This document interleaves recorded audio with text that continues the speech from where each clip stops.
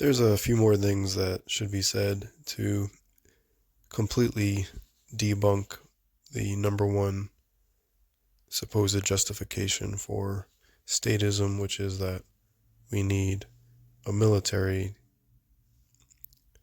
in order to protect us from other governments' militaries. So, in the first part of this talk, I talked about democide, and I believe I said genocide, and also pointed out that just because a military wins over a smaller force, that doesn't necessarily mean that they are in the right. Right? Might doesn't make right. That's another logical fallacy.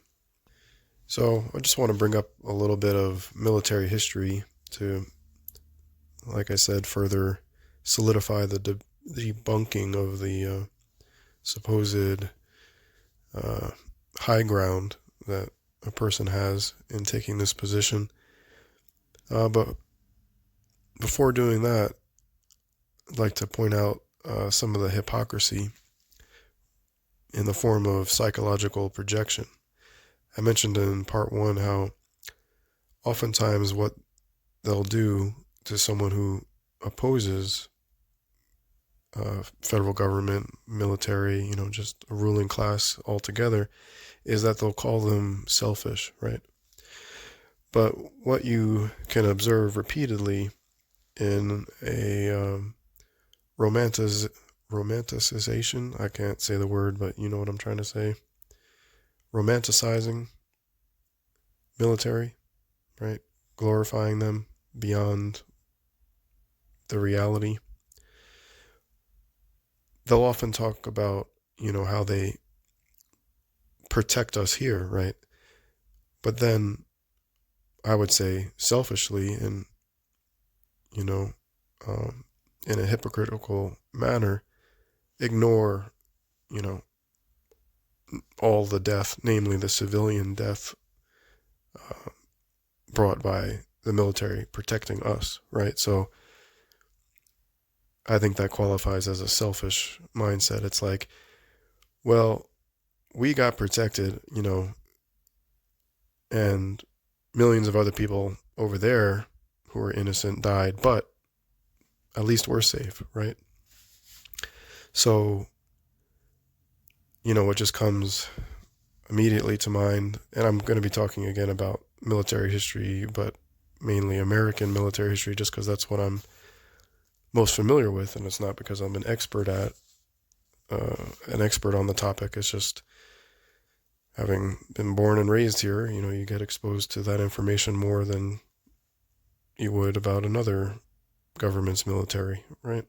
You're going to be more familiar probably about your own government's military than others, but this critique is not just specific to U.S. military. It's all government military, and not just currently, but for all time, going back, thousands and thousands of years. So the events of September 11, 2001, first of all, those events were clearly not explained in a truthful manner by the commission report, by the government commission report.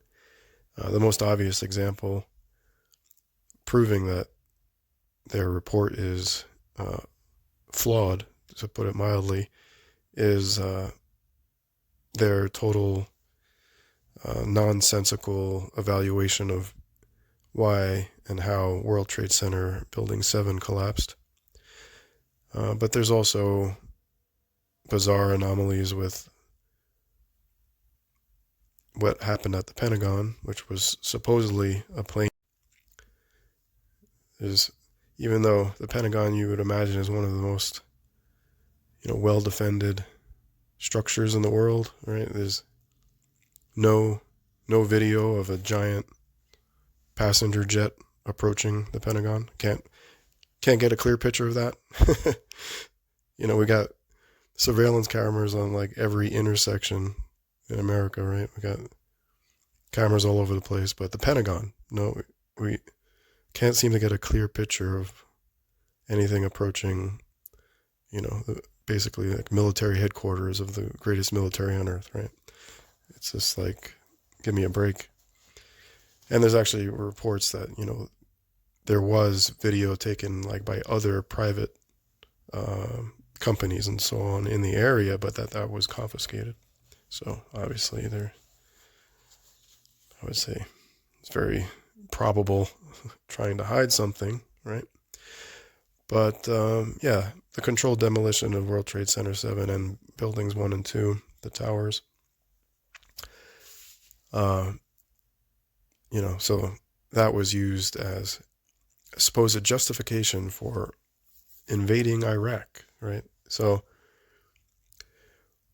rather than getting into like a full analysis of 9/11 and how the official story doesn't stand up, the main point I want to make is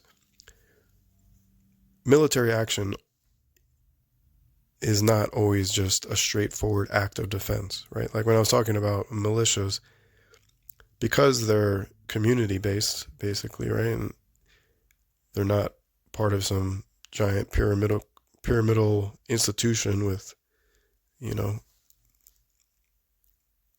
people at the top sending down orders to everyone below. They're more of a group of men of equal status. Of course, like within the militia, you're going to have, people with different roles and, leadership capabilities and so on. But it's not like they're taking orders from some, office thousands of miles away, by some politician or what have you, right? It's a totally different dynamic. So the point I'm trying to get at here is that community-based security forces are, I think, more trustworthy in that they act in a defensive manner for the most part, right? There's some aggressor, and then they form, they gather the militia or militias, and then they defend themselves against the aggressor, right? In comparison with, government militaries, which have often lied for supposed justification for what they're doing, right? So, examples in history just abound, right? In, prior to Vietnam, you had the Gulf of Tonkin incident, which turned out to be fallacious, right? And then, in Iraq, we were told that there was these weapons of mass destruction, right, which didn't materialize. So, many, many other examples could be given. Hitler with his Reichstag fire, to supposedly justify his violence that followed afterward,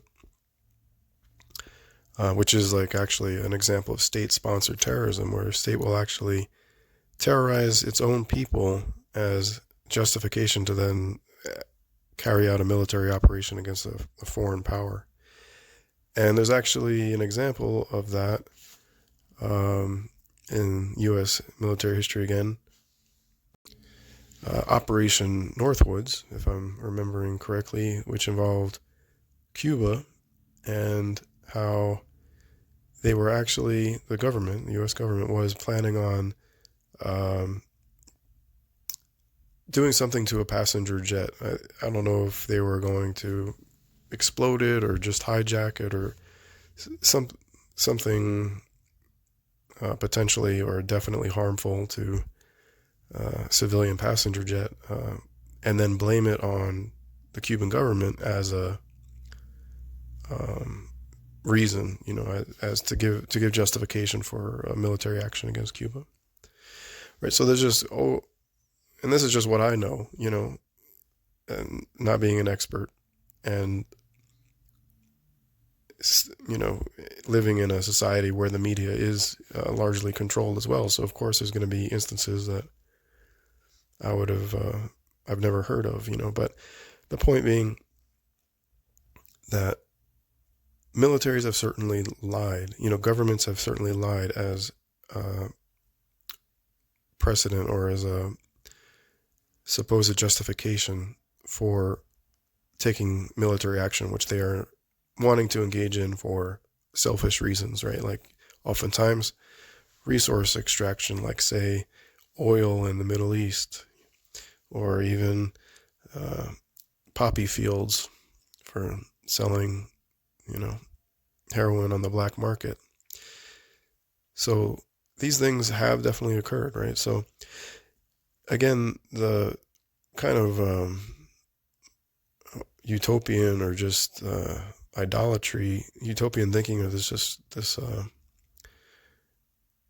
putting rose-colored glasses to the extreme when viewing, and discussing the military is just pretty ridiculous. And again, I think is very hypocritical, especially when they call opponents of the institution selfish, because it's, again, very selfish to just ignore all these atrocities, right?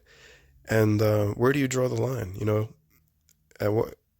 Supposedly these are all just actions because they prevented, or they were, they prevented a worse act of violence from occurring, or they were perfectly proportional defensive force against an act of violence that was committed against them. I mean, that's just clearly not true. Killing hundreds and hundreds of thousands of civilians in Iraq. I mean, the estimates I've heard, well over 1 million, but certainly hundreds of thousands. And then Vietnam too. Well over 1 million civilians were killed, right? How is that justifiable in any sense, and how is that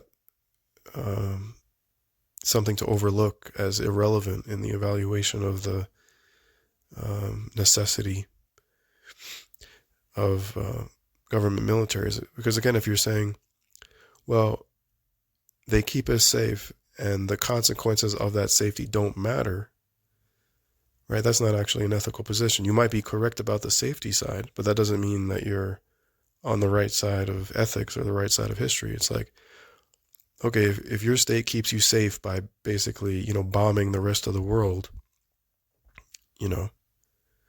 even though the rest of the world wasn't attacking you in the first place, but let's just, for the sake of argument, say, that this was what needed to be done, right? They needed to, kill tens of millions of people all around the world to keep a smaller, to keep your own people safe. It's like, well, what about their safety, right? What about all these civilians that have been killed, right? Do their lives not matter as much as yours do? And then we get into just the scale of the destruction, right? And the particular weapons used, like atomic weapons that were used on Hiroshima and Nagasaki, right? So the idea that those bombings were at all justifiable is just complete. Firstly, atomic weapons are, of course, indiscriminate, right? So there's no way to have like a precise attack, or a precise use of defensive force, right? Certainly the civilians of Hiroshima and Nagasaki were not posing any huge danger to the United States, right? It's not like these civilians could in any way do equal damage to what was done to them, right? And the only kind of defensive force that's justifiable is actually proportional, right? So otherwise it's excessive force, which is abusive, right? So, and of course, then there's the effects that are long lasting, right? Same with Iraq with the depleted uranium, causing all these horrible birth defects for the future generations.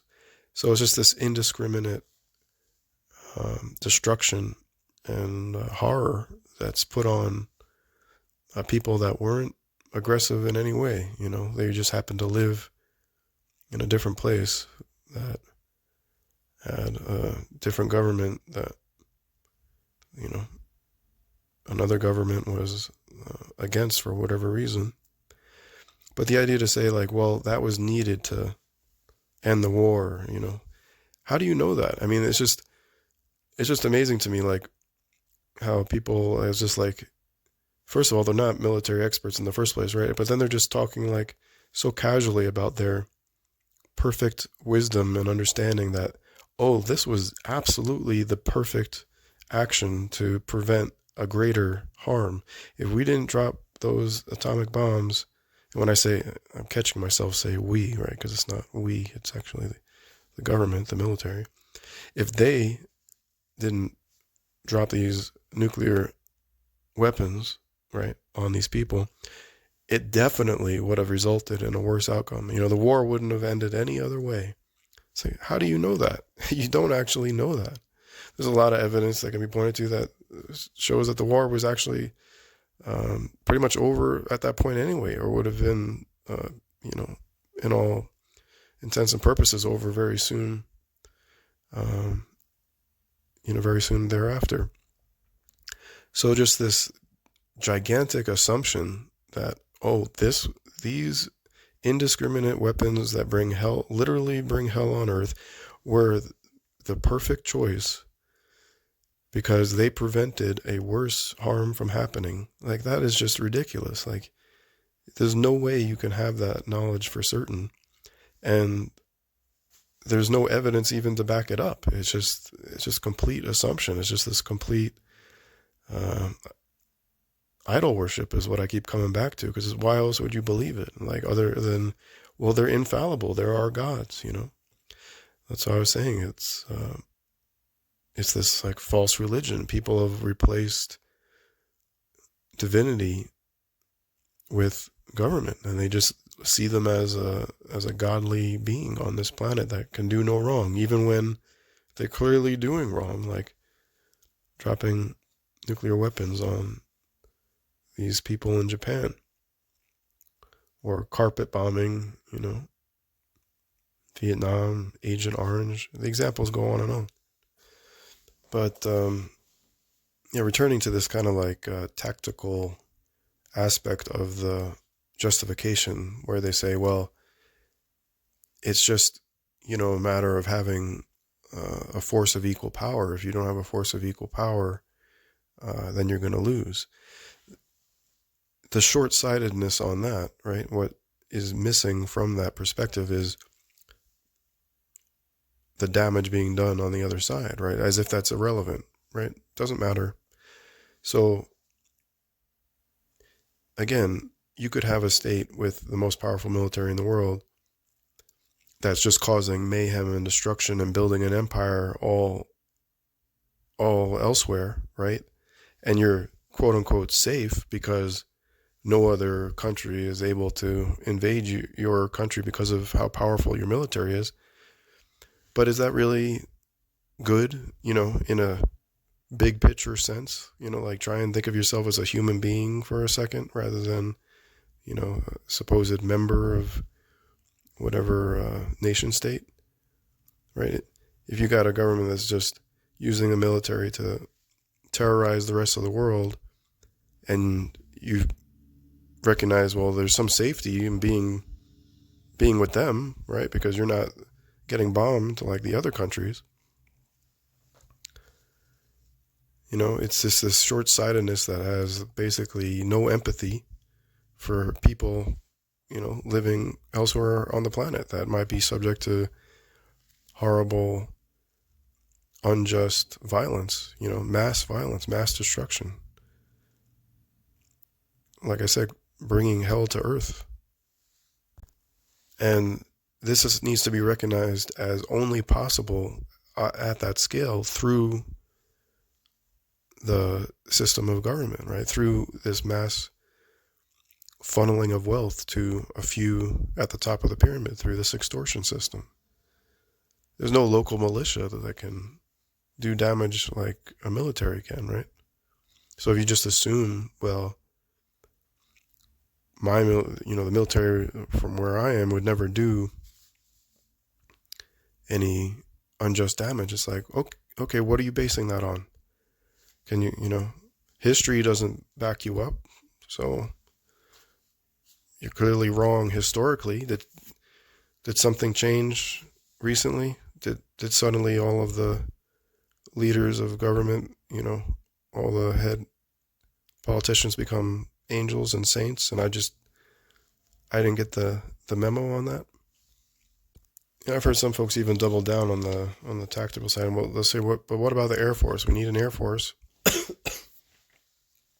Air forces are needed to fight other air forces, and they're just like, checkmate.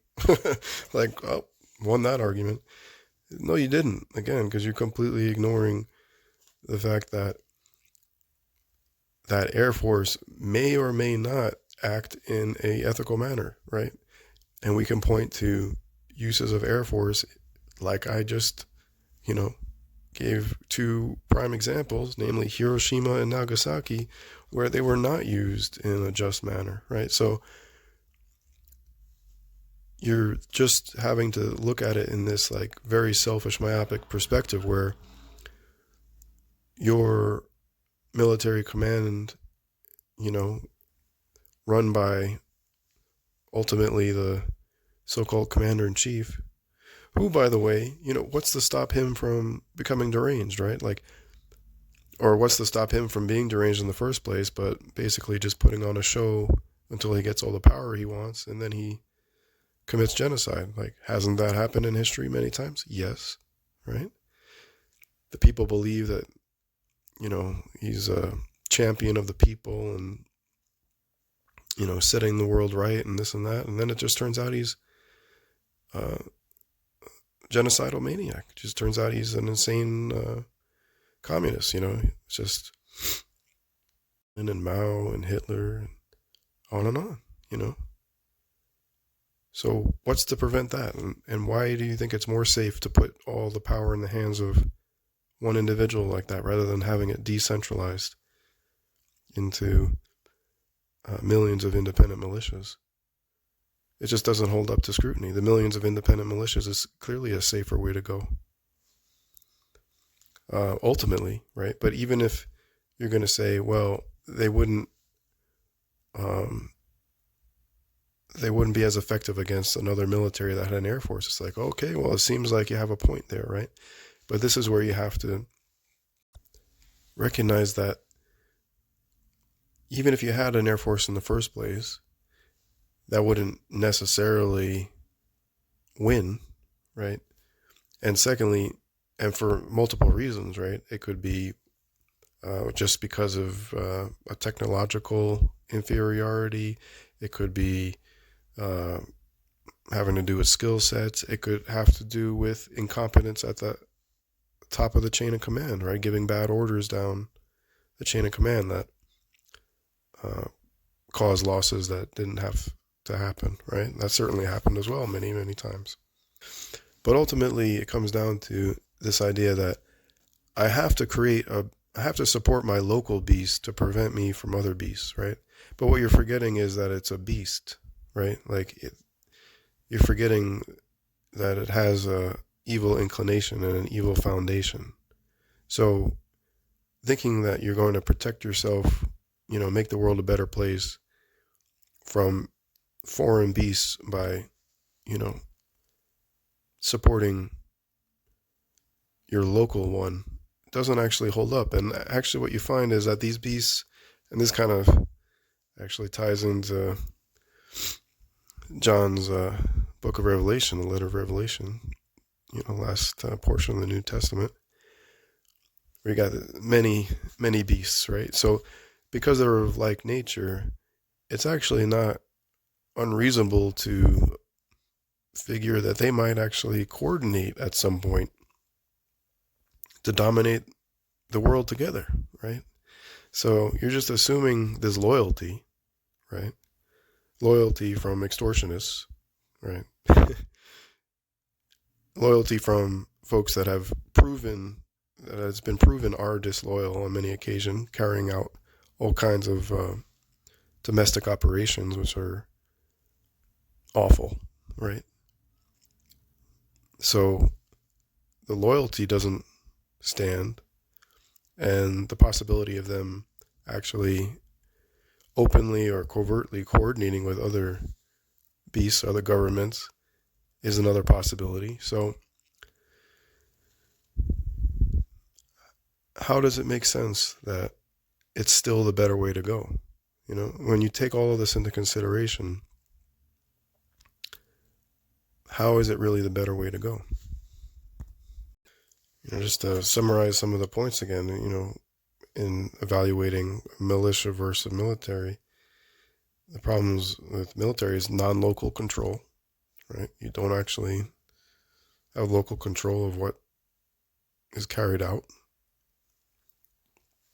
And that's just a problem across the board, It's always the worst policies coming from, higher up in the pyramid, and then the localities having to carry it out. Oftentimes, good idea, but just because they're following orders, right? And this can have terrible consequences, like just weeks ago in Lahaina in Maui. The police were given orders from further up the pyramid to block perfectly useful exit ways, roads that didn't have any power lines down. There was a woman that just testified that a road north out of where the fires were, she disobeyed the cop that told her not to go that way, that she couldn't go that way. And she said it was clear sailing the whole way. There wasn't any power lines down, nothing. And her family and friends that listened to the cop or were physically blocked by the cop, they all died. Right? Just horrible, right? And so where did those orders, it's from some non-local source, right? So oftentimes it's these horrible orders and policies coming from further up the pyramid, right? Because as you go further up and there's more power, there's more corruption. And ultimately it's led by the enemy himself, I believe, so do many others. So you have this problem of non-locality. It's not a minor point. You have the problem of it being extortion-based, right? Also not a minor point. And then you have the problem of it being possibly used against your own people, right? The problem of a standing army, right? So these are just a few of the main problems that militaries have that militias don't. And even if you say, well, it's basically just might makes right, if some other government has this powerful Air Force and Navy and so on, well, we need to just accept the extortionists forming their own defensive forces. It's like, well, why don't you work on forming defensive measures at the community level? Like, why do you think it's better to just hand that over to the extortionists who are going to gain all this power and control that you don't have? It's just basically this blind faith, right? It's this blind faith that, well, if these people have the same level of power, they'll surely use it in a just and beneficial manner that won't backfire at all, won't be used against us, and won't be excessive. Just all these huge assumptions. It's not that you shouldn't look to take defensive measures or preparations. It's that just basically letting these folks at the top of the pyramid become extremely wealthy and powerful through extortion, and then just hoping for the best, basically, is ultimately just naive. It just doesn't it doesn't make sense in that it's based on major assumptions, and it also, like I said, ignores all of the horrors that they may commit in the name of keeping you safe, right? Even when your safety might have never been endangered, right? Like, would there really have been worse damage if those atomic bombs were not dropped on Hiroshima and Nagasaki? Personally, I don't think so based on all the, you know, history I've heard. But in any case, um, who are we to decide? Who is anyone to make a preemptive attack, right? This idea that preemptive attack is legitimate is completely bogus.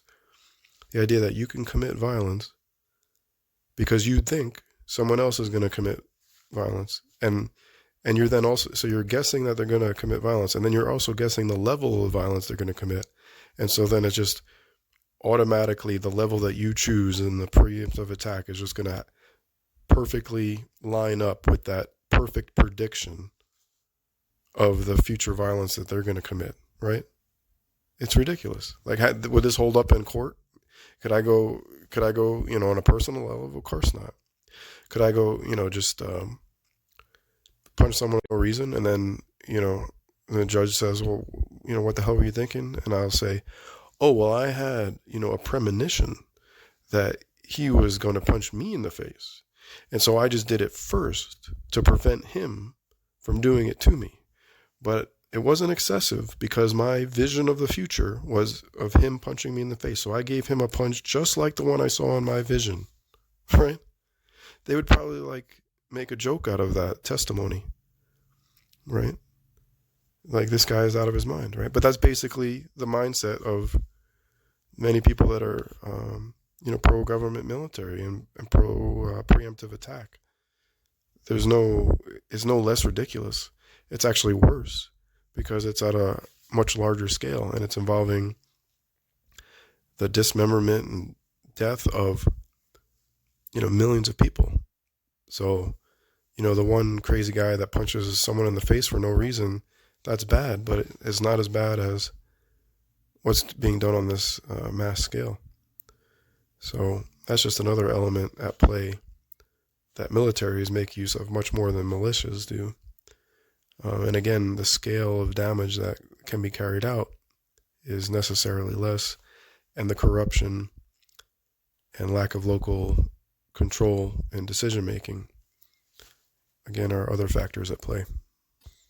And just another side note on the military history, you can hear many stories from veterans, different generations, particularly members of special forces that